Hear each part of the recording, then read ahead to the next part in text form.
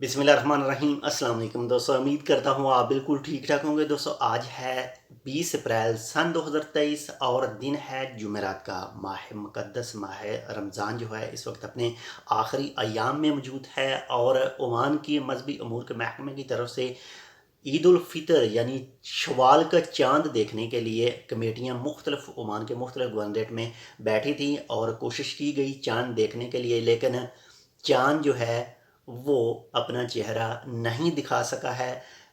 आज की इस डेट में तो इस तरह से जो ईद उल फ़ितर 2023 यानी 1444 हिजरी की ईद उल फ़ितर होगी, फर्स्ट डे जो होगा वो ईद उल फ़ितर का वो होगा जी 22 अप्रैल सन 2023 और बरोज़ हफ्ता को। आप तमाम दोस्तों को हमारी तरफ से ईद उल फ़ितर 2023 मुताबिक 1444 हिजरी मुबारक हो। तो इसके साथ ही जितनी भी आपने इबादत की हैं, अल्लाह ताला उन आपकी तमाम इबादत को कबूल और मंजूर फरमाए।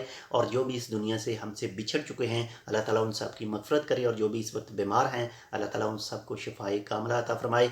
एक बार फिर से आप तमाम दोस्तों को हमारी तरफ से ईद उल फ़ितर 2023 मुबारक हो। और इसके साथ ही ओमान के सुल्तान जनाब हातिम बिन तारिक साहब की तरफ से भी एक जो है वो शाही फरमान जारी किया गया है और उस शाही फरमान के मुताबिक 198 कैदियों को रिहाई का परवाना दिया गया है, यानी रिहाई के ऑर्डर जारी किए गए हैं 198 पर्सन के लिए। और इन 198 पर्सन में 89 जो हैं यानी 99 जो हैं वो खारजी भी शामिल हैं। तो उन तमाम फैमिली को भी हमारी तरफ से मुबारकबाद है।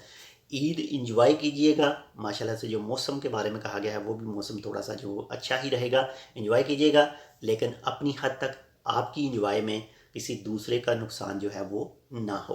वीडियो को लाइक नहीं किया तो वीडियो को लाइक कर दीजिएगा, चैनल सब्सक्राइब नहीं किया तो चैनल को सब्सक्राइब कर लीजिएगा।